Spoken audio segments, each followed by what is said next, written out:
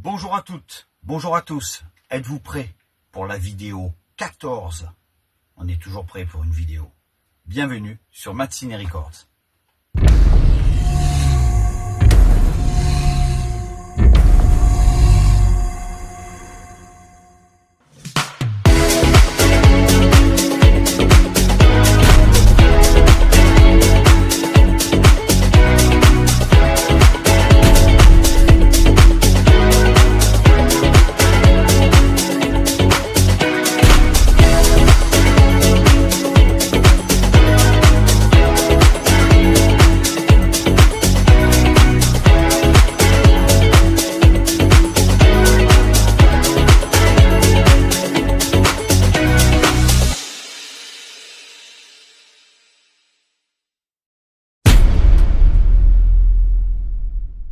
Bonjour à toutes, bonjour à tous, j'espère que vous allez bien pour cette nouvelle vidéo. Vous avez remarqué que je suis un petit peu plus sûr de moi par rapport au début, Je suis un petit peu moins timide et je bafouille nettement moins qu'au début. C'est déjà la 14e vidéo, donc petit à petit, ça y est, je commence un petit peu à rentrer dans le moule d'un tournage de vidéo. Et donc du coup, bon voilà, ça y est, je commence un petit peu à m'y faire avec YouTube. Donc voilà, c'est une question d'habitude, je vous l'avais dit au départ, faut attendre que ça arrive tout doucement. Voilà, malgré que ma timidité est toujours là. Voilà, mais bon, petit à petit, on prend confiance en soi. On démarre ce MAD avec le Mad Movies. Ah ben non, c'est de ce côté en fait. J'ai inversé, vous allez comprendre pourquoi, mais je vais remettre celui-là. Numéro 84. Spécial Jurassic Park. Oh, on avait Abyss à cette époque-là. Je les redécouvre en même temps que vous. Je ne les ai pas feuilletés avant. Il y a longtemps, oui, mais ça faisait un bon moment que je ne les avais pas revus. Abyss édition collector, version cinéma, version longue. Les Tortues Ninja de Steve Barron. Et puis il y avait évidemment, le maquillage magnifique. Le Mad Magazine, les Craignos Monsters. Ça, c'était vraiment génial comme magazine aussi. Et puis il y avait, je me mets bien sur l'axe de la caméra, toujours les Mad, les anciens numéros à commander. White Times, j'ai mis le retour de la momie. Et oui, c'était à ce moment-là qu'il y avait. Alors là par contre on est dans Lucio Fulci. Alors ça c'est l'au-delà, frayeur. Là il y a Spa. Ah oui, je connais ce film, Spasme. Je l'ai en cassette VHS. Je vous le présenterai d'ailleurs. Il est très très très rare, Spasme. Dick Smith, La part des ténèbres, évidemment les films de zombies de Georges Romero, la trilogie, La nuit des morts vivants, le zombie, le crépuscule des morts vivants et le jour des morts vivants. Georges Romero, L'horreur est humaine. Et évidemment, un documentaire sur le film très attendu de Steven Spielberg, Jurassic Park, qui avait fait un énorme succès aux États-Unis en 92 et chez nous en 93, les Coneheads de Steve Barron. Et là, oh là là, regardez, ça vous rappelle des souvenirs, ça. J'en ai quelques-uns de cette collection, je les ai gardés. Je vous les montrerai quand je passerai au VHS, je vous les montrerai. Regardez, la collection UGC Cauchemar, Sanctuaire. J'ai même mis la croix au départ aux films que j'avais, et après je les ai tous eus. Fantasme, Dark Side, Bad Taste, Aux frontières de l'aube, Freddy 5, Freddy 6, Body Count, Maniac Cop, Dolly, House 4, Monster in the Closet, le tout premier film. Monster in the Closet, c'est le tout premier film du regretté Paul Walker. Et oui, le blondinet qui joue dans la saga des Fast and Furious, qui nous a quittés en 2013. Je crois qu'il avait 10 ans, 10 ans, 11 ans ou 12 ans, il devait avoir quand il avait tourné ce film. Monster in the Closet, il joue dedans. Out of Order aussi. C'est un film sur les ascenseurs qui est très très très bien. Voilà. Mad Movies, numéro 84, avec Jurassic Park en couverture. Et celui-ci, le 111, avec Starship Troopers en couve. Et oui, c'était le grand événement. Fin 97, début 98. Paul Verhoeven. Oh là là là là, mon Dieu. Et regardez la collection là aussi. Ça rappelle des souvenirs, ça. C'est la période où je bossais au vidéoclub, en plus, à Videostar. Le retour des monstres sacrés de Mad Movies. Et là, vous avez regardé L'abbé sanglante, le dentiste, les griffes de la nuit, la revanche de Freddy, le griffe du cauchemar, Mort sur le grill de Sam Raimi, l'île du docteur Moreau, l'original, avec Michael York, et le zombie de George Romero. Là, vous aviez la collection UG, alors c'est Cauchemar, c'est la même collection que tout à l'heure, mais elle a été légèrement améliorée. Il y a d'autres nouveaux numéros, d'autres films qui sont arrivés. Le retour des morts vivants, Brain Scan. Oh là là là là. Ça rappelle des souvenirs. Hein.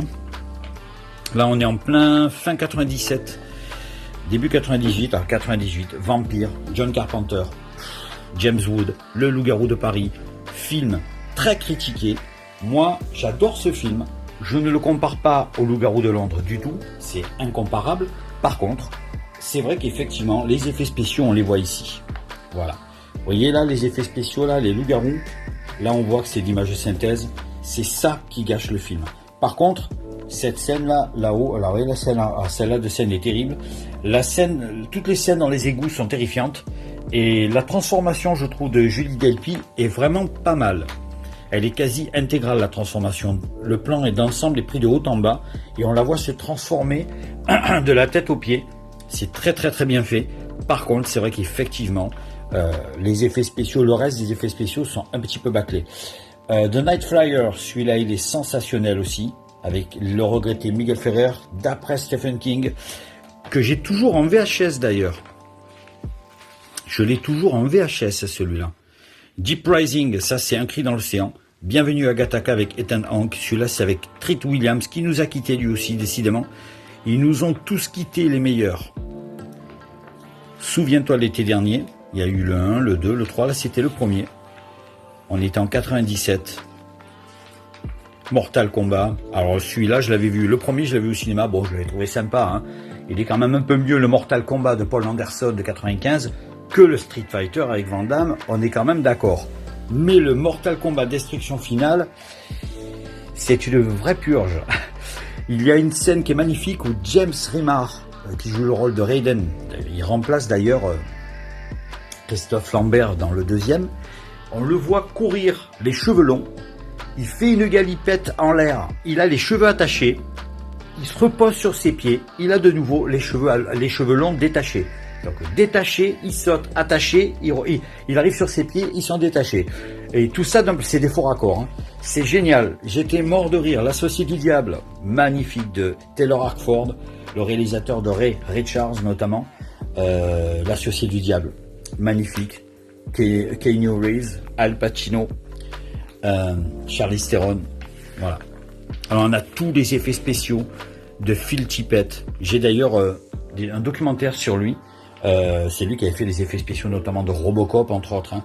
Et les petites séquences animées en stop motion qu'on voit notamment dans les Star Wars avec des petites créatures quand ils jouent comme une espèce de jeu d'échecs où il y a les créatures qui courent tout en pâte à modeler. Je ne sais pas si vous vous souvenez de ces séquences-là.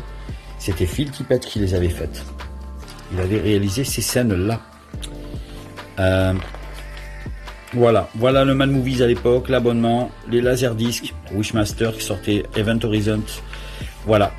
Et on avait évidemment la saga Alien qui sortait à ce moment-là.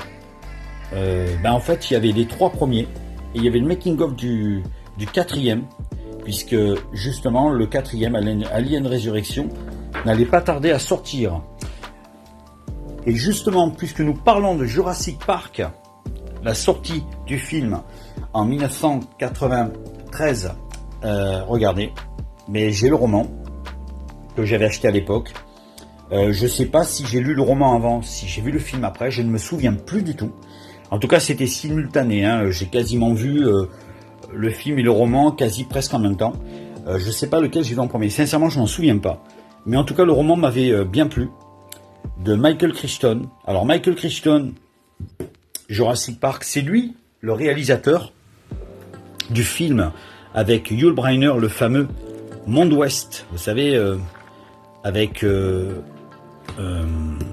Richard Benjamin et puis James Brolin, où ils partent dans le monde du Far West et puis ils sont attaqués par un cow-boy à l'effigie des 7 mercenaires, le fameux Yul Brynner dans les 7 mercenaires.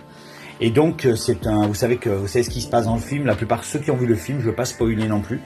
Donc c'est une histoire d'un parc d'attractions où tout part en barigoule, comme on dit chez nous dans le sud-est. Ben là, c'est pareil, c'est la même chose. Le Jurassic Park, c'est la même chose. C'est un parc d'attraction qui, à un moment, ben, tout part dans tous les états.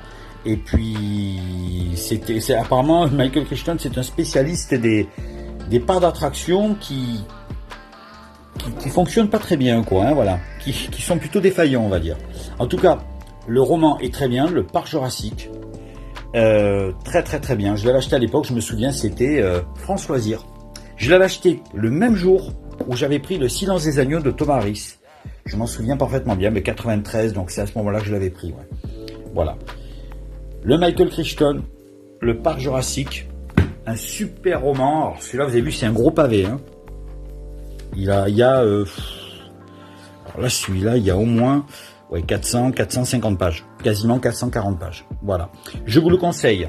Allez, on passe de suite au film, ma collection de films français, en deuxième partie, donc.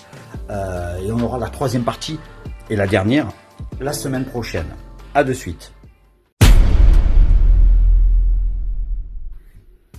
Alors, je ne vais pas trop m'attarder parce qu'il y en a vraiment beaucoup. La première partie, vous l'avez vu la semaine dernière. Voici la deuxième partie des DVD des films français. Il y a des tops, il y a des films cultes, il y a des films sympas, moyens. Puis bon, évidemment, il y a les gros nanars. Hein. Mais pourquoi on garde les nanars chez nous? Pourquoi moi j'en garde? Eh bien, j'ai quelque chose de nostalgique en moi qui fait que certains films que je n'aime pas ou qui sont des gros nanars, ben, il y a forcément quelque chose dans le film qui pour moi me rappelle quelque chose ou me plaît ou quoi que ce soit. Voilà. De toute façon, c'est de la pure nostalgie. Les Valseuses, avec Gérard Depardieu, Miu Miu, Patrick Devers. Alors là, évidemment, c'est le grand classique hein, de Bertrand Blier. Bien sûr, 1974. On continue dans les comédies avec Bon baiser de Hong Kong d'Yvan Chiffre. Alors, c'est pas un chef-d'œuvre, mais alors c'est une parodie des Charlots sur James Bond. La cassette VHS, c'est vraiment en hommage à James Bond. Hein, on est vraiment dedans, quoi. Mais bon, le film est sympathique. Qui a comme grande star dedans, je crois? Il y a Léon Zitrone. Évidemment. Ah, il y a Mickey Rooney. Hein. Mickey Rooney, il est là. Mickey Rooney qui a joué dans des tas de films. On l'a vu dans La Nuit au musée, mais on l'a vu aussi surtout dans Peter et le Dragon, Les Talons Noirs, Clifton James. Oh là là, ouais, là. Putain, il y a un paquet de ça. En tout cas, voilà. Mickey Rooney joue dedans. Les Charlots, toujours en 84, quasiment leur dernier film, Charlot Connection, où on entend leur tube, l'apérobique, qui était sorti en 83. Vraiment pas un chef-d'œuvre du tout. On est quasiment dans le nanar pur et dur, mais alors, plaisir coupable, je sais pas, mais en tout cas, ce film, même si c'est con comme la lune, qu'est-ce que j'y rigole à chaque fois. Et puis il y a Gérard Blanchard dedans, Rocamadour, elle voulait revoir sa Normandie. Eh oui, il joue dans le film, Gérard Blanchard. Je crois d'ailleurs que c'est peut-être le seul rôle qu'il ait eu.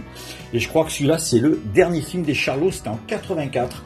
Alors voici maintenant un DVD qui me tient tout particulièrement à cœur, même si vous ne connaissez pas trop ce film. Il est sorti en mars 1982. Et en mars 1982, j'ai vu mon tout premier film au cinéma. J'avais 11 ans et 3 mois peut-être. Et c'était celui-ci, c'était avec l'école en CM2. Nous étions en train d'étudier Molière, comme je vous l'avais dit la dernière fois. Michel Galabru, dans le film de Roger Coggio, Le bourgeois gentilhomme. Et oui, avec Rosy Vart notamment, et Jean-Pierre Darras, avec une chanson signée, oui ou non, vous ne rêvez pas, Michel Sardou. Michel Galabru, dans ce rôle. Alors celui-là, contrairement à l'Avare de Molière, donc, avec Louis de Funès, qui est une comédie un peu sombre, un peu noire, un peu différente de ce qu'il a fait Louis de Funès, celui-là est complètement délirant. Mais alors ce film est délirant, il dure quasiment un peu plus de 2 heures, je crois. Hein. 2h20, vous imaginez, 2h20. Voilà, pile là, on le voit là.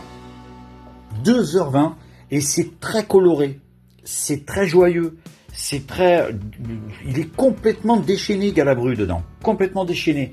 J'adore ce film, d'une rareté incroyable. Je l'ai trouvé en 2022, dans le Cultura, pratiquement à 1 mois d'intervalle, avant de fêter les 40 ans, alors que je l'ai vu au cinéma en 82, vous imaginez, avant d'aller voir mon premier vrai film au cinéma. Le deuxième, c'était Octopussy, avec Roger Moore, on en reparlera aussi. Un autre grand classique, Michel Serrault, Ugo Tognazzi, le fameux La Cage aux Folles, avec toujours Michel Galabru dedans, oh là là, grandiose. La Cage aux Folles 2, toujours avec le même équipage. Je crois qu'il n'y a pas Galabru dedans. Galabru n'est pas là. Celui-là, il est excellent. Il n'y a pas le 3, il n'y a jamais eu La Cage aux Folles 3, Elle se marie, non, jamais. Il n'est jamais sorti à la vente, ni en DVD, ni en Blu-ray, pour l'instant il n'y a rien. On n'a que ces DVD, le DVD du 1 et du 2, toujours dans la comédie française, culte. Ça n'arrive qu'à moi avec Francis Perrin, avec Bernard Blier notamment, Véronique Jeunesse, Roland Blanche. Voilà, ça c'est encore une comédie, bon, voilà, c'est pas un nanar, c'est pas un top du tout, mais qu'est-ce qu'on rit? On rit énormément. Francis Perrin, à l'époque, en plus, il était au top du top, puisqu'il avait fait notamment la fameuse pub, vous savez, pour les montres Citizen. Eh bien voilà, à partir de là, ça lui avait quasiment lancé sa carrière. 1985, un film qui est resté pratiquement plus d'un an et demi, 2 ans au cinéma. Colline Serrault, 3 hommes et un couffin. Michel Boujna, André Dussolier et Roland Giraud. Comédie culte, 3 Césars, bon voilà quoi. Après, quand on le voit, bon le film finalement il est bien, hein, attention, c'est une comédie sympa, hein, mais bon ça casse pas 3 pattes à un canard à un point où on se dit waouh c'est le chef-d'œuvre des chefs-d'œuvre, pas du tout, c'est une petite comédie sympa, sans plus. Mais on rit beaucoup, c'est ça l'essentiel. Tout comme dans celui-ci, je vous parlais de Gérard Jugnot avec Les Bronzés, Les Père Noël est une ordure entre autres. Pinot Simple Flic, ça aussi c'est culte, avec la fameuse jaquette qui ressemble à un mélange de Rambo et un petit peu, on va dire, le marginal avec Belmondo. On continue, alors là on est dans les années 90, 1996, alors ça c'est une comédie dont je suis très fan. Pendant pratiquement 1h45, ça n'arrête pas. J'adore ce film, je me suis chopé quand même de sacrés fous rires. Il y en a ils ont aimé, il y en a ils ont pas aimé. Moi j'adore Les Anges Gardiens, Gérard Depardieu, Christian Clavier, Jean-Marie Poiré. C'est quasiment la même équipe qui ont fait les Astérix, qui ont fait Les Visiteurs. J'adore. Celui-là, il est vraiment culte. Celui-là, il est vraiment bien. Il y a de l'action tout le temps. Le seul problème avec Jean-Marie Poiré, c'est que ses réalisations, je trouve qu'elles sont trop saccadées. Il n'y a pas de temps mort. Ça part trop vite, ça passe trop vite. Voilà. Mais mis à part ça, le film est très bien. Bon, là, celui-là, on le présente plus, hein, bien évidemment. 1993, gros succès. Christian Clavier, Jean Reno, Valérie Le Mercier. Toujours Jean-Marie Poiré. Les Visiteurs. Là, on est dans les bons films. Celui-là aussi, il est vraiment pas mal. 1998, on l'attendait depuis 5 ans. Et puis, finalement, il est sympa, quoi. Il est vraiment rigolo, quoi. Les Couloirs du Temps, Les Visiteurs 2. Celui-là, il est vraiment pas mal. J'ai l'en VHS aussi.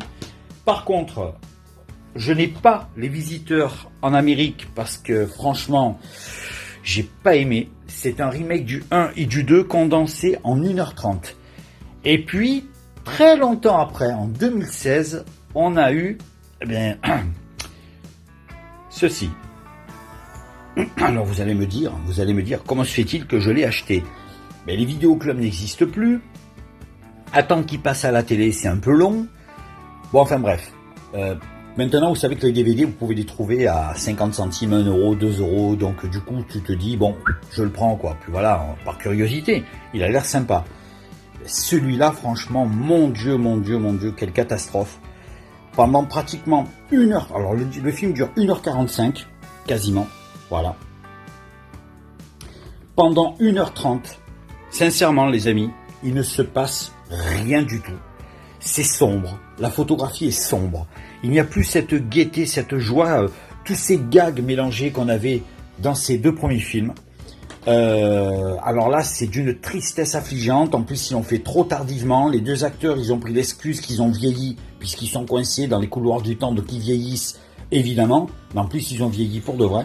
Et puis là où ça commence un peu à se réveiller, c'est au bout d'1h30 de film. Là tu te dis, ah, ça commence un peu, il était temps. La musique commence un peu à prendre du... Et puis à la fin, il y a une conclusion que je ne vous dirai pas si vous ne l'avez pas vue. Mais les 10 dernières minutes, le film enfin se réveille un peu. Et là on retrouve l'esprit des 2 premiers, mais à la fin du film. Et à ce moment-là, boum, pendant le cliffhanger final, générique. Et là, ben voilà, donc on a 1h30 d'arnaque. Le film est vraiment nul à chier. C'est horrible. C'est incroyable. Je pensais vraiment que Les Visiteurs 3 allait être mieux que ça. Vu la fin, il y en aura peut-être un 4. Mais j'espère que le 4 sera la fin définitive. Et j'espère surtout qu'il sera quand même beaucoup mieux que celui-ci. Sincèrement. Alors par contre là, on bat tous les records. Plus de 9 millions d'entrées. Je l'ai vu 2 fois au cinéma. L'un des plus gros fous rires avec Prof, avec Patrick Bruel. Le Dîner de con, Jacques Villeray, Thierry Lhermitte, le chef-d'œuvre de tous les chefs-d'œuvre. Pour moi, c'est l'équivalent d'Oscar avec De Funès. C'est une comédie qui dure 1h20, une comédie de théâtre. Et là, pareil, ça a été joué au théâtre. Quel plaisir, mon Dieu. La tête à Jacques Villeray pendant tout le film. Thierry Lhermitte qui n'en peut plus. Francis Huster qui est mort de rire. Oh là là là là là là là. Tous ces quiproquos. Là, il a marqué plus de 8 millions en salle, mais en fait, le film avait déjà atteint les 9 millions d'entrées, 9 millions et demi, je crois. C'est un succès énorme. Un de mes films préférés. Il fait partie de mon top 10, de mon top 20 de mes films préférés. Et celui-là aussi est très très très bien. Jean Becker. J'adore les films de Jean Becker et notamment Un crime au paradis. Jacques Villeray, Andy Dussolier, Josiane Balasco. Je sais pas si c'est pas basé d'ailleurs sur une histoire vraie, il me semble. Celui-là est absolument incroyable. Regardez-le. Qu'est-ce qu'il est touchant, Jacques Villeray, dedans. Il vous arrache les larmes. Toujours Francis Weber, Le Dîner de Cons, Le Placard, que j'avais vu au cinéma une fois. C'était début 2001. J'avais vraiment bien aimé. Le trio, là, les trois ensemble, Daniel Auteuil, Gérard Depardieu, Thierry Lhermitte, excellent. Il y a Michel Larocque dedans, elle est magnifique. Voilà. Celui-là est très très bien aussi. Dans la lignée, on va dire, un peu plus faible quand même que Le Dîner de Cons, il y a Jean Rochefort aussi. Mais très très bien. Celui-là, aïe aïe aïe aïe aïe. Aïe aïe aïe. Alors autant la série que j'adore, d'ailleurs, j'ai un DVD où j'ai mis la série dedans, oui, carrément, j'ai fait un coffret. Mais alors, Espace détente, le film de Caméra Café. Ah là là là là. Pendant pratiquement 1h30, sincèrement, on ne rit absolument pas. Autant la série, je riais sur M6. Il y avait des moments où tu te dis, c'est pas possible. Comme c'est rigolo et comme c'est génial, il faudrait qu'un jour ils en fassent un film au cinéma. Eh bien, le film, ils l'ont fait. Ils ont même fait la suite, Le Séminaire, je ne l'ai pas. Sincèrement, ça casse vraiment pas trois pattes à un canard. Et c'est bien dommage. Bien dommage, ça aurait pu être mieux. D'ailleurs, j'ai celui-là aussi. C'est le deuxième. Ça, c'est la série télé encore. Je le mettrai quand je m'achèterai Le Séminaire. Parce que Le Séminaire, je ne l'ai pas vu. Si un jour je le trouve à 50 centimes ou 1 euro, je le prendrai pour le vérifier. Là, on tombe dans le culte, les gars. Mais alors, le culte avec un grand C. Et je dirais même le culte avec un K. C'est arrivé près de chez vous. Benoît Poelvoorde, son tout premier film en 1992. Alors ça, c'est un régal à ne pas mettre, évidemment, à la portée des enfants, à la portée des âmes sensibles, puisque tout ce que vous voyez dedans, ce n'est que pure fiction. Ce ne sont que des acteurs et des actrices. Tout est préparé, justement. Le trucage, la façon de filmer. Voilà, tout est faux, bien évidemment. Tout est totalement faux. Donc, une équipe caméraman va tout simplement suivre les péripéties et la vie privée d'un tueur en série. C'est Benoît Poelvoorde dans le film. Ben alors celui-là, oh là là là, sorti en 92 au même moment où il y a eu le Reservoir Dogs de Quentin Tarantino. Reservoir Dogs que j'adore. Benoît Poelvoorde toujours. Après ce succès, il va entamer une série de spectacles et de one-man show. Modèle déposé au Café de la Gare, celui-là, il est très très bien. Alors c'est spécial ça, c'est pendant 1h30, c'est un humour assez spécial quand même.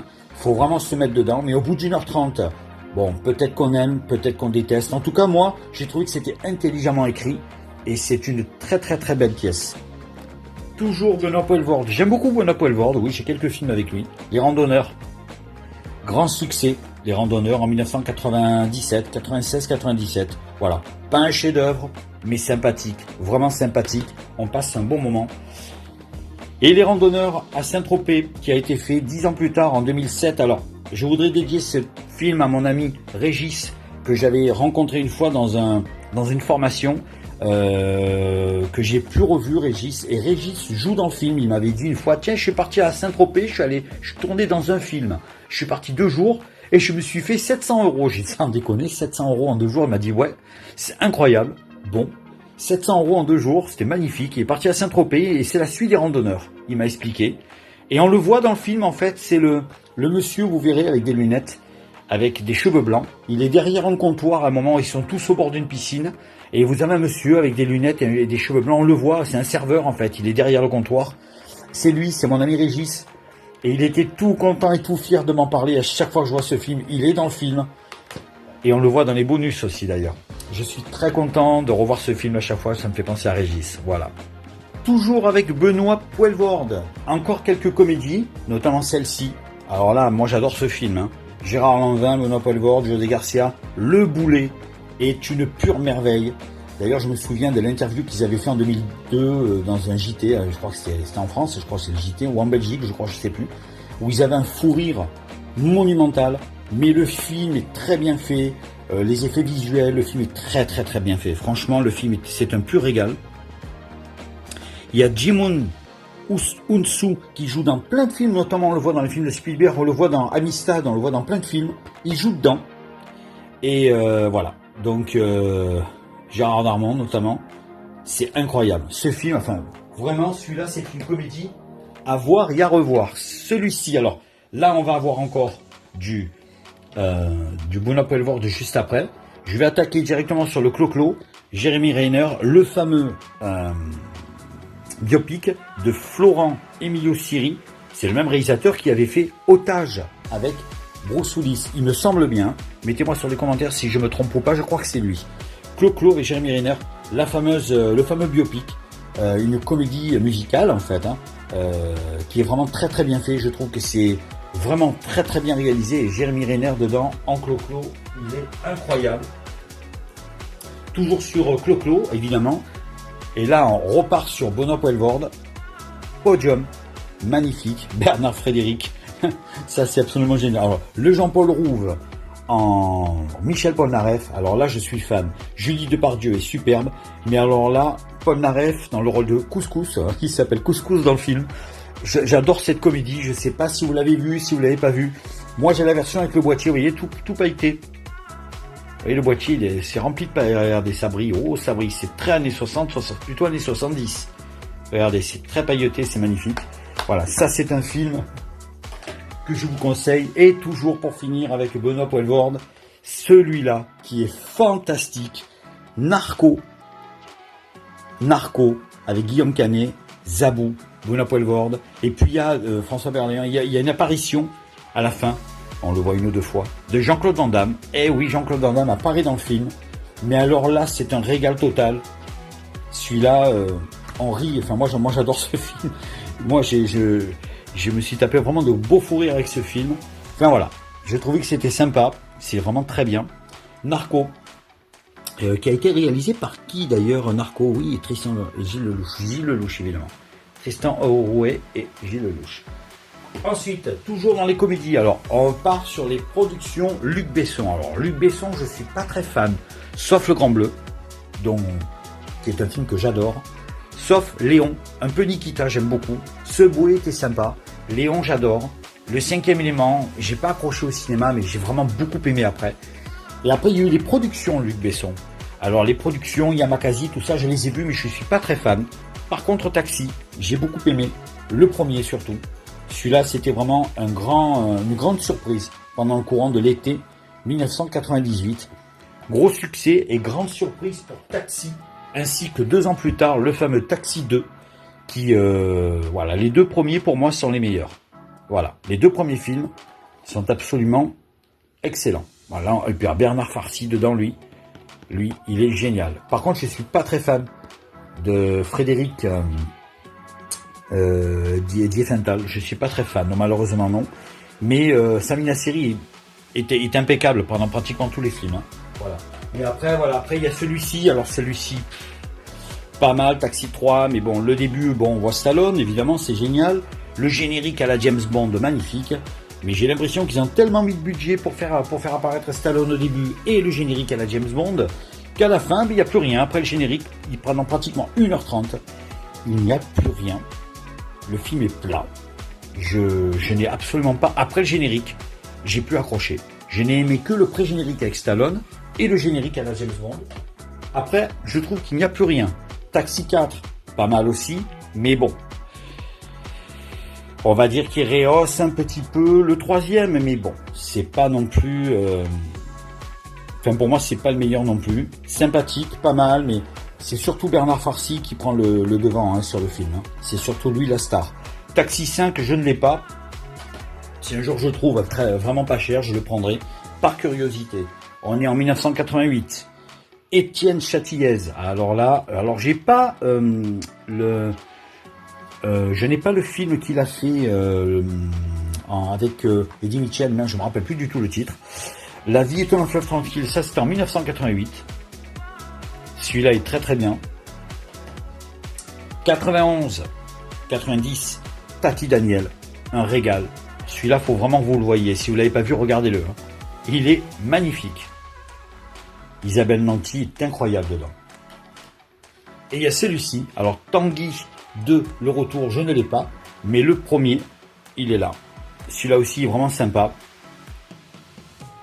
Bon casting, bon film. Voilà. Alors ensuite on passe vers un autre. Alors là c'est un duo. Un duo que j'aime beaucoup. Alors on peut aimer, on peut ne pas aimer. Bon après c'est en fonction de. C'est Jeunet Caro. Voilà, Jean-Pierre Jeunet, Marc Caro. J'aime beaucoup ces deux films, surtout celui-ci, Délicatessen. Je suis très très fan de ce film. J'adore ce film. L'ambiance, la photographie, tout. Vraiment ce film est un pur régal. Délicatessen et La Cité des Enfants Perdus, qui a un scénario un peu plus compliqué. C'est vrai qu'effectivement, il y a des choses que je comprends pas trop dans ce film. C'est vrai qu'il est un peu compliqué le scénario, mais les effets spéciaux, les effets visuels sont excellents. Et puis il y a Ron Perlman dedans, et puis il y a aussi Dominique Pinon dans les deux films. Voilà, Délicatessen, La Cité des Enfants Perdus, de Jeunet et Caro, et Jean-Pierre Jeunet après Alien, la Résurrection, que je vous montrerai plus tard, la saga des Aliens. Il y a évidemment celui-ci, Le Fabuleux Destin d'Amélie Poulain, qui est un conte, une fable romantique, mais ça va. J'ai bien aimé. J'aime beaucoup sa façon de filmer, j'aime beaucoup les couleurs dans ses films. Un régal. Celui-ci, c'est un régal. Ça, c'est un film incontournable, génial. La Cité de la Peur. Le film des nuls. Ah là là, j'adore. Alain Chabat, Dominique Farrugia, Chantal Nobby. Ça, c'est un pur chef-d'œuvre des années 94. Hein. Ça a été un énorme succès. Celui-là, si vous êtes jeune et que vous l'avez pas vu, il faut que vous le voyez, c'est impératif. C'est un fou rire assuré pendant quasiment 2 heures. Toujours dans la même trempe, nous sommes en 1996. Alain Chabat réalise je crois que c'est son premier film. Oui, c'est son premier film. Avec Jean-Pierre Bacry, notre regretté Jean-Pierre Bacry. Didier. Voilà. Alors celui-là aussi, je ne sais pas quoi. On en a beaucoup parlé de ce film. Hein. Mais celui-là aussi, c'est vraiment une comédie qui a du chien. Voilà, comme c'est écrit en haut. Mais c'est vraiment un film génial. Pareil. Là, le scénario est très bien fait, c'est bien imaginé. Sacré Alain Chabat. Oh là là là là. Alors lui, hein, il nous aura fait pleurer de rire aussi, Alain Chabat. D'ailleurs, il continue encore, hein, puisqu'il est toujours réalisateur et acteur. Et on lui souhaite encore une longue vie. Il y a ceci aussi. Ah bah ça, vous connaissez tous. Ça, j'ai les deux. Voilà. Tiens, voilà, je vous montre les deux. Les Trois Frères, le film des Inconnus. Bernard Campan, Pascal Gitimus, Didier Bourdon. Et la suite, sortie presque 20 ans plus tard. Voilà. Le premier, évidemment, est très très bien. Le premier, je crois qu'il n'y a absolument rien à rajouter. Je ne vais pas vous citer toutes les répliques. Je les connais par cœur. Et celui-là, c'est un film qui n'a pas eu sa chance, malheureusement. Je trouve que Les Inconnus auraient dû revenir sur scène avant, faire un spectacle humoristique, faire rire la France en faisant une tournée. Et à ce moment-là, le film Le Retour, Les Trois Frères Le Retour, aurait dû sortir. Ce qui fait que les gens auraient été un petit peu plus convaincus d'aller les voir. Malheureusement, ils reviennent trop tard à une période où on n'entendait quasiment plus parler d'eux. Et pourtant, sincèrement, le film est très très bien. Ça suit vraiment le premier, quoi. On est vraiment dans la lignée directe du scénario, de l'histoire. Moi, je trouve que c'est pas mal. Il y a quelques passages vraiment rigolos. Le seul truc, c'est que le film, malheureusement, est très sous-estimé et il n'a pas eu sa chance.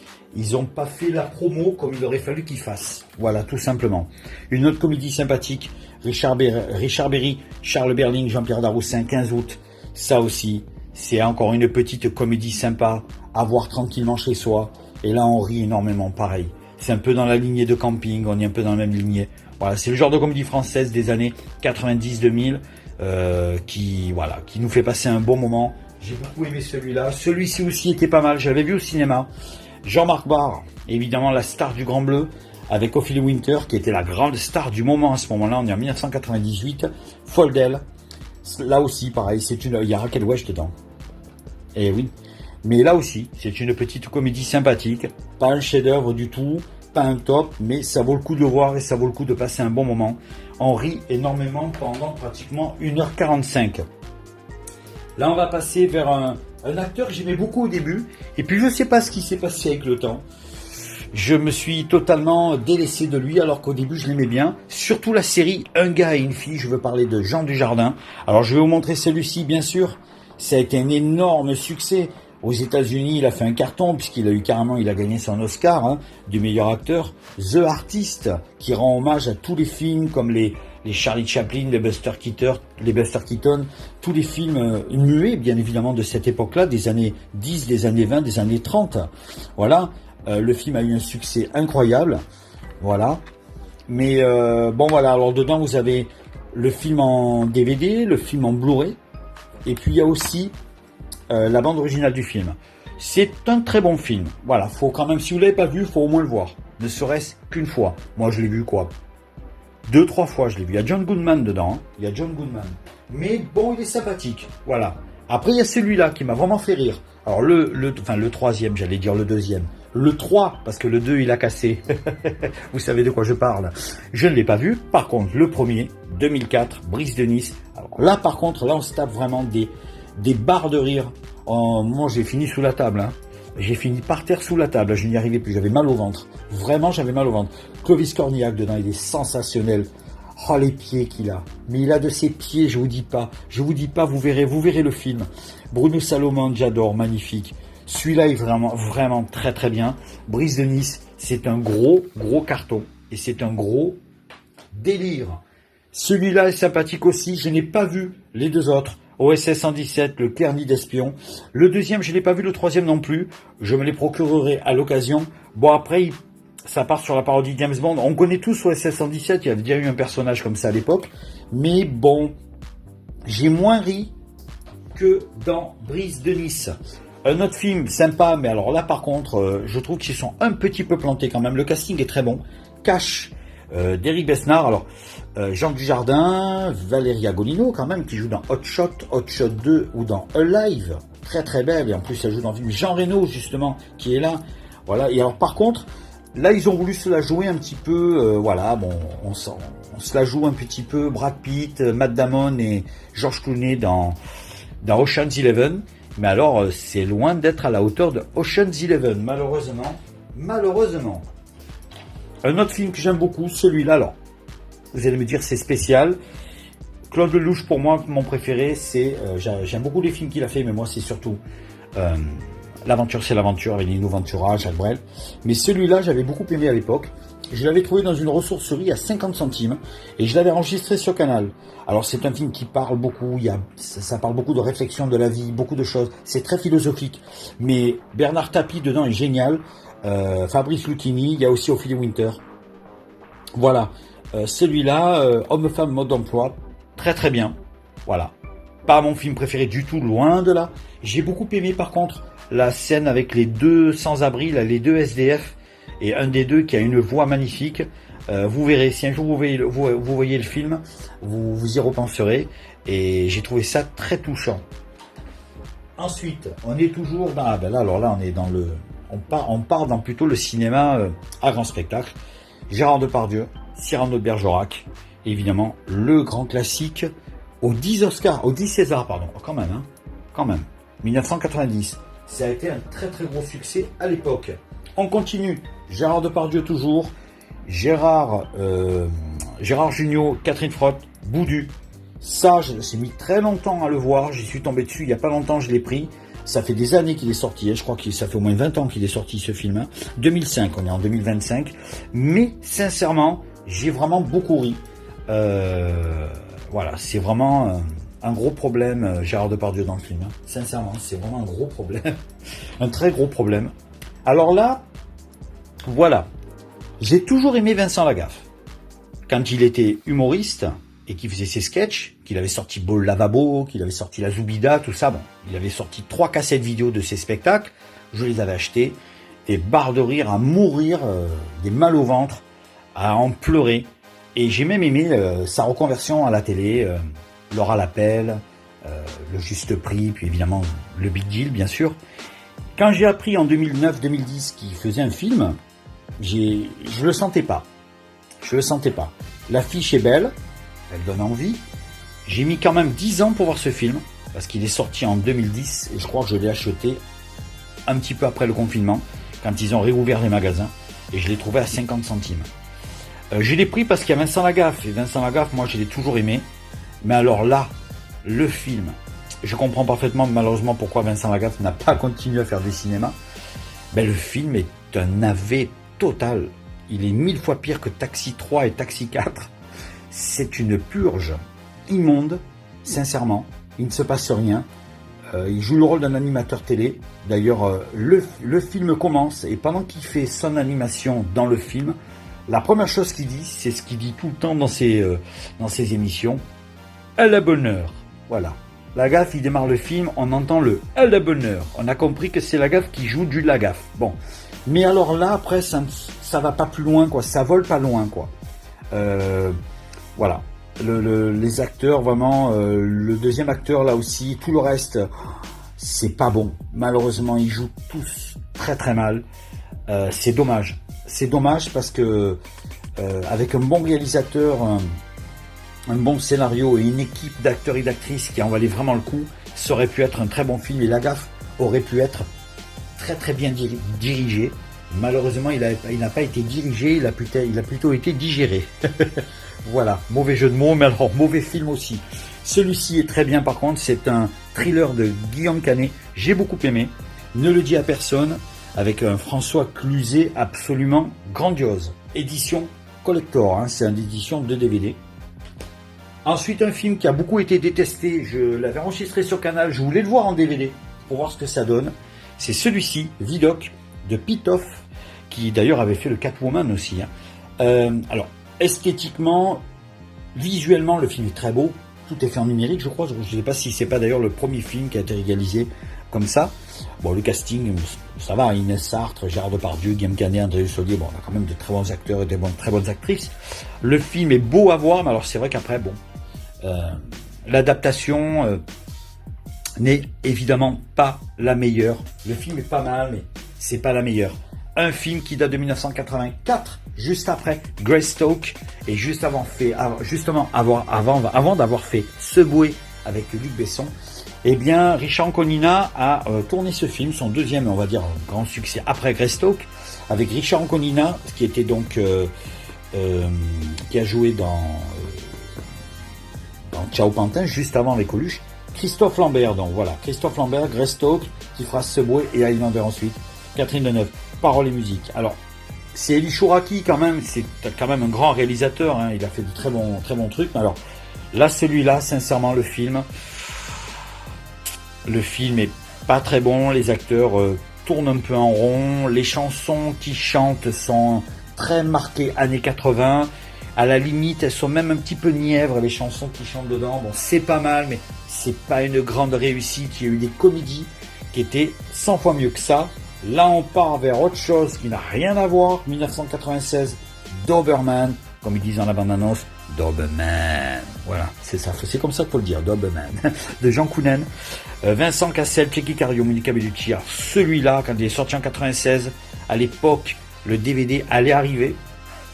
On avait encore les grands écrans plasma et on avait des magnétoscopes 6 têtes hi-fi stéréo, donc on avait quand même une qualité de l'image et de son qui était très bien. Le DVD allait arriver, donc on était tous fous de ça, on était en 96-97, et ce film, alors, je trouve qu'il est un petit peu mal vieilli par rapport à certaines scènes, par rapport à ça, notamment les effets spéciaux, mais le film est une bombe.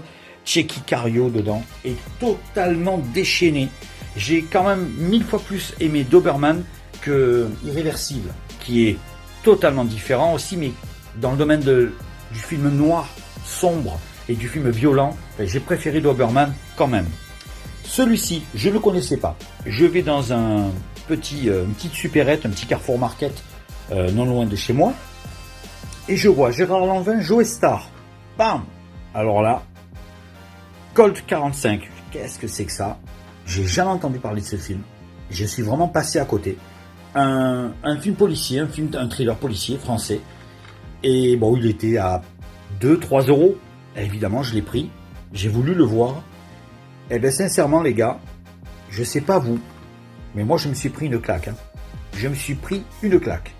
Il est très très bien. Bon, déjà, la Joe Star l'an 20, imagine un petit peu le face-à-face. Super. Je me suis pris une claque. Magnifique. Je vous le conseille vraiment. Et on finit la deuxième partie. On attaquera la troisième et dernière partie vendredi prochain. Celui-ci, je connais quelqu'un qui adore ce genre de film. Un ami à moi qui m'avait parlé de C'est arrivé près de chez vous, justement de Monopoly World, et un petit peu dans la même lignée d'un humour très, très satirique. Bernie, le tout premier film joué et réalisé par Albert Dupontel. Je suis pas très fan d'Albert Dupontel, sauf l'humour, la période d'humoriste qu'il a eu au début des années 90 quand il avait le sketch de Rambo. Les deux VHS d'ailleurs je les ai, des deux spectacles. Hein. Après il y a eu le créateur, il y a eu le convoyeur, il y a eu plein d'autres films qui sont sortis. Irréversible, il joue dedans d'ailleurs. Hein. Mais pour moi le meilleur c'est celui-là. Là j'ai vraiment, sincèrement, j'ai beaucoup ri. Là oui j'ai beaucoup ri. C'est une comédie très satirique, vraiment, à ne pas mettre entre toutes les mains. Mais c'est un pur régal. C'est pas un chef-d'œuvre, mais c'est une petite perle qu'il faut vraiment peut-être pas posséder chez soi, mais au moins le voir au moins une fois dans votre vie. Vous n'êtes pas prêt d'oublier. Voilà. Allez, on passe de suite à la session Records.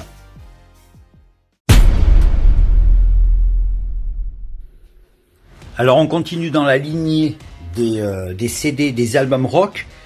J'ai tellement de CD d'albums rock que je pourrais faire, un peu comme les films français hein, d'ailleurs, hein, que je pourrais faire toute une vidéo sur ça. Mais les vidéos seraient trop longues. Elles dureraient peut-être 1 heure, 1 heure et demie, 2 heures, peut-être même 3 heures. Donc, j'essaie de faire des vidéos qui durent entre 30 et 45 minutes, vraiment. 30 minutes minimum parce que en dessous, je peux pas. Et au-delà de 45, après, ça risque de faire un petit peu long.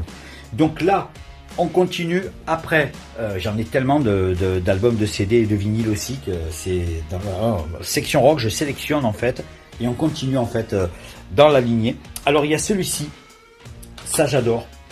Ça c'est un groupe faramineux. Voilà. Un groupe absolument superbe. Midnight Oil. Midnight Oil, Jason and Dust. Le CD, l'album de 1987. Celui-là, on retrouve évidemment Birds Are Burning, on retrouve The Dead Hearts. Ma préférée, Put Down That Weapon. J'adore Put Down That Weapon. Et c'est un album absolument excellent. Ils ont fait plein d'albums avant. Mais c'est avec cet album-là que moi, en 87, je les avais découverts. Et en 89, ils nous servent celui-ci, Blue Sky Mining. Absolument incroyable. Un album superbe aussi, dans la même lignée que le précédent. Avec Forgotten Years, notamment. One Country. Bed and Bridge. Voilà, ça c'est un King of the Mountain. Superbe. Blue Sky Mine, il y a le fameux Blue Sky Mine qui est un énorme tube en 1989-90. Celui-là, je vous le conseille. 2 albums que j'adore. Ils en ont fait plein d'autres, hein, avant et après. Mais pour moi, ce sont les 2 albums phares qui m'avaient fait connaître Midnight Oil. Et quelques temps plus tard, il y a eu celui-ci. 20,000 watts RSL, le best-of de Midnight Oil, sorti en 98, 19, je sais plus. Attendez. Je vais y arriver. Il n'y a pas le copyright. Mais écoutez, je crois que ça doit être sorti vers la fin des années 90. Ça. Sincèrement, au début des années 2000. Celui-là, il est super. Le seul problème dans ce best-of, il est génial. Hein. Ils n'ont pas mis ma chanson préférée. Ah, les boules. Ils n'ont pas mis Put Down That Weapon, qui fait partie de Diesel and Dust. Elle n'y est pas. Mais pourquoi vous l'avez pas mis, les gars? Pourtant, Put Down That Weapon a été un tube. Elle est très connue. Et ils l'ont pas mis. Bon, c'est dommage.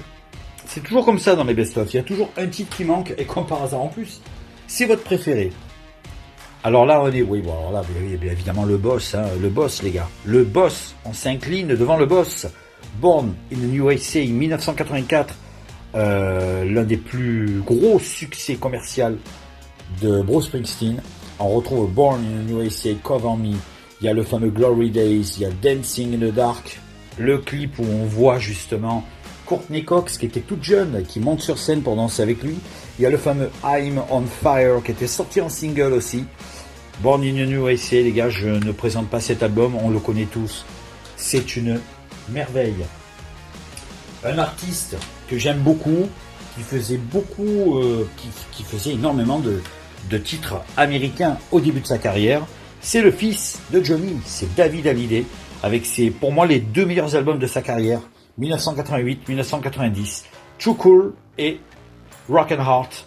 Ces deux albums-là sont très très beaux. Alors, c'est du rock, c'est du hard rock FM, hard rock par moment, parce que vraiment, il y a des morceaux vraiment où des guitares saturent et ça y va, quoi. Ça balance, ça c'est clair. Il y a beaucoup de synthé, il y a beaucoup de violon, mais alors les guitares électriques, elles y vont. C'est très rock and roll, mais c'est vrai qu'effectivement, c'est très rock FM, voilà. Mais j'adore. C'est la période Scotty Brothers, quoi. Quand sa maman, Sylvie Vartan, était mariée, je ne sais pas si elle est toujours mariée avec lui d'ailleurs, avec le patron de la maison de disques de Scotty Brothers. Donc évidemment, il fallait que le beau-fils, il ait ses albums à lui, mais alors vraiment des albums merveilleux. Il y a évidemment He's My Girl, il y a Move, High, évidemment High, tout le monde la connaît, numéro 1 top 50. Il y a Wanna Take My Time dans sa version intégrale, Listening. Il y a des morceaux que j'adore comme Mad Mad World, Shadow Side, Vertigo, c'est une bombe. Et il y a celui-ci, 1990, où il y a là aussi Tears of the Earth, il y a About You, il y a Oh La La, qui était un tube de l'été 91, Change of Heart, voilà, superbe. Et il y a To Have and To Hold. Alors, To Have and To Hold, c'est la version anglaise de la chanson Le Mirador, qu'il avait faite pour son père Johnny Hallyday en 1989 dans l'album Cadillac. La chanson Le Mirador, c'était une chanson de David au départ. Elle était écrite uniquement en anglais et il l'avait dans ses archives. Et quand l'album de Johnny est sorti en 89, quand il a fait cet album en 90, eh bien il s'est mis sa version à lui en anglais, To Have and To Hold. Voilà, c'est Le Mirador, Johnny Hallyday, c'est celui-là. Un autre artiste que j'adore qui fait partie de la scène New Wave et de la scène pop rock, c'est Lloyd Cole. Alors j'adore Lloyd Cole avec les titres comme Perfect Skin et surtout Forest Fire. On connaît tous ce titre Forest Fire qui a été une pub pour je crois que c'était pour un grand Ghetto Blaster. Là c'était un gros poste radio Philips à l'époque. Ils avaient fait la pub. Et puis dans cet album-là de 1990, il y a le fameux No Blue Sky. J'adore No Blue Sky, elle est là. No Blue Skies, c'est une des plus belles chansons pop-rock que j'ai entendues de toute ma vie. Et je pèse mes mots, le refrain, la mélodie, c'est absolument merveilleux. Et dans le même genre, bon, vocalement c'est différent. Il y a lui aussi, qui est super aussi, Bryan Adams, So Far, So Good, le best-of de Bryan Adams, qui était passé d'ailleurs chez moi à Toulon il y a quelques années. Alors là, on retrouve Summer of the 69, Straight from the Heart, It's Only Love, le duo avec Tina Turner. Il y a Can't Stop Dating We Started, Run to You, Heaven, Everything I Do It For You. Ça, c'est la musique de Robin des Bois, Prince des voleurs. On a le fameux Please Forgive Me. Bref, là, vous avez la référence du rock aussi, en matière de musique pop-rock. Bryan Adams, le best-of. Et pour finir, donc, on va rester toujours dans cette section. Hein. Chris Isaak. Alors, Chris Isaak, Weekend Game, chanteur, crooner, rock'n'roll, beaucoup l'âme et l'aura d'Elvis Presley, bien évidemment. Elvis est toujours là. Hein. Et là, on retrouve évidemment tous ces tubes. Weekend Game, surtout. Il y a le fameux Blues Spanish Guy. Il y a Heart Spanish World, Shaped World. Celle-là est absolument géniale. Heart Full of Soul. Et évidemment, le classique des classiques, Blue Hotel, qui était le premier single qu'il avait lancé en 1987. On est toujours vers les Chris. Après Chris Isaak, allez hop, Chris Rea. J'adore Chris Rea. Alors ça, par contre, c'est une référence totale pour moi. J'adore ce mec. Il a une voix grave et suave, avec des guitares et des rythmiques qui font un petit peu penser à Dire Straits par moment. Et là, on a The Road to Hell, qui est une merveille totale. C'est un super best-of. Hein. Il y a Julia. Il y a Let's Dance, il y a Joséphine, évidemment. Alors, le Joséphine qui est là, malheureusement, ce n'est pas la version du single. Je préfère la version du single que la version de l'album qui est un peu plus lente. Celle du single est meilleure, bien évidemment. Il y a On the Beach. Celle-là, On the Beach. La première chanson que j'avais entendue sur ma chaîne IFI quand mes parents me l'avaient achetée. J'allume la radio. Et sur les baffes de ma chaîne IFI, ma première chaîne IFI que j'ai eue en 83, quand j'avais 13 ans, j'ai entendu un morceau où il y avait le son, les baffes, alors que j'avais un petit électrophone avant. Là, ils m'ont pris une chaîne IFI éléments séparés. Et le premier morceau que j'entends à la radio qui passe, c'est un Chris Rea. C'est celui-là. I Can Hear Your Heartbeat, tube de 1983. Et là, il y a le fameux Sodade, partie 1 et 2, qui était en hommage à Ayrton Senna. Voilà. Super. Auberge aussi, elle est très très bien. J'adore Auberge. 84. Eddie Van Halen, son groupe. Ah là là là là là, celui-là. Van Halen, l'album 1984. Avec David Lee Roth au chant. Le fameux Jump, Panama. Un morceau que j'aime beaucoup, c'est I Wait. J'aime beaucoup I Wait. Voilà un album rock cultissime. 86, toujours dans le rock, dans le hard rock FM. Un album merveilleux, très sous-coté à l'époque, parce qu'on disait que c'était du rock commercial, il y a du piano, du synthé dedans, donc ça a été très critiqué. C'est le 3e album d'Europe, The Final Countdown, mythique. Le premier album en 82 n'avait pas marché, le 2e album en 84 n'avait pas marché, mais comme avec la maison de disques CBS, ils avaient signé un contrat pour 3 albums, ils en ont fait un 3e, qui était censé être la fin. Le compte à rebours final, c'était censé être le dernier album, et si celui-ci ne marchait pas, le groupe allait arrêter.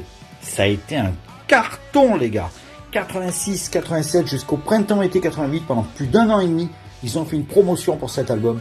Ça a été un carton international, avec The Final Countdown, évidemment, ce morceau est absolument énorme. Rock the Night, Carrie, et puis il y a le fameux Cherokee aussi, qui était sorti en single. Et là, vous avez sur ce CD, 3 titres live, absolument merveilleux. Et depuis quelque temps, le groupe est en train de gagner ses lettres de noblesse, comme on dit. Ça y est, petit à petit, le groupe enfin est reconnu comme quoi c'est un des meilleurs groupes de rock de l'histoire. Ils sont revenus depuis quelques années, ils font des tournées. Voilà, enfin, ça y est, ils sont reconnus à leur juste valeur. J'adore Europe. Alors là, on est dans un hard un petit peu plus accrocheur, les gars. C'est pas pareil, c'est différent. Rest in Peace, Megadeth. Oh là là là là, alors celui-là. La version remastered, alors, et en plus, il y a les titres en démo à la fin. Il y a les 9 titres de l'album. Celui-là est absolument incroyable. Alors Megadeth, ils ont fait plein d'autres albums. D'ailleurs, je ne les ai pas tous, je n'ai que celui-là. J'aime beaucoup le Norman Mr. Nice Guy qui était dans la BO de Choker, le film de Wes Craven. Mais cet album-là, c'est une pure merveille. Chaque fois, regardez, quand je fais ça, on voit l'auréole là-haut, donc voilà, je me mets comme ça, on voit mieux. Celui-là est absolument incroyable, je vous le conseille, tout comme celui-ci que j'ai en vinyle d'origine de 1983, je vous les montrerai. Là, voici le CD Def Leppard, Pyromania, celui-là aussi. Alors là, par contre, c'est très très bon. On a l'impression d'entendre un petit peu par moment un mélange de Toto, de Foreigner par moment, vous voyez, d'un petit peu de Van Halen. Ça carbure sec, quoi. Celui-là d'album est très très bon, mais en plus péchu. Voilà. Très bons arrangements, très belle voix, très très bel album. Pyromania, Def Leppard. Et là, on finit avec 4 albums de John Bon Jovi, pas John Bon Jovi en solo, mais Bon Jovi, le groupe Keep the Faith, 1992. Bon, ils ont fait plein d'albums depuis 84, depuis le début des années 80. Mais là, celui-là, Keep the Faith, il est très très très bien. Énorme succès entre 92 et 93. Entre temps, ils avaient sorti celui-ci, qui est un best-of sorti en 95, 96, 95. Crossroad, là on retrouve tous les hits, Living on a Prayer notamment. On retrouve tous les hits de Bon Jovi. Ça, c'est un super best-of que je vous conseille, que je vous recommande. Celui-là, sorti l'année d'après, en 96, This Day. Un album un peu plus calme. Enfin, par moments, je veux dire, il y a beaucoup de slow dans cet album. Il y a énormément de morceaux qui bougent, ça c'est sûr. Mais il y a beaucoup plus de ballades que d'habitude. Et il y a des superbes ballades, notamment This Day, qui est superbe. Voilà. Et ensuite, en 2001 ou 2002, il y a eu celui-ci. Celui-là, par contre, il carbure sec. J'adore cet album. Bones. Oh, je crois que c'est dans celui-là où il y a le fameux It's My Life. Je sais plus. Non, c'est pas dans celui-là qu'il y a It's My Life. It's My Life. Non, il n'y est pas. Non. Par contre, celui-là, il est très très bien. Il y a des titres connus, bien évidemment, je m'en souviens plus. Ça fait un sacré bout de temps que je ne l'ai plus réécouté. J'adore, il est très très bien celui-là. Bon Jovi. Voilà pour ma sélection rock. On continuera un prochain vendredi. Hein. Et puis, on va faire la petite conclusion. Et je vous rejoins de suite dans quelques petites secondes après le jingle.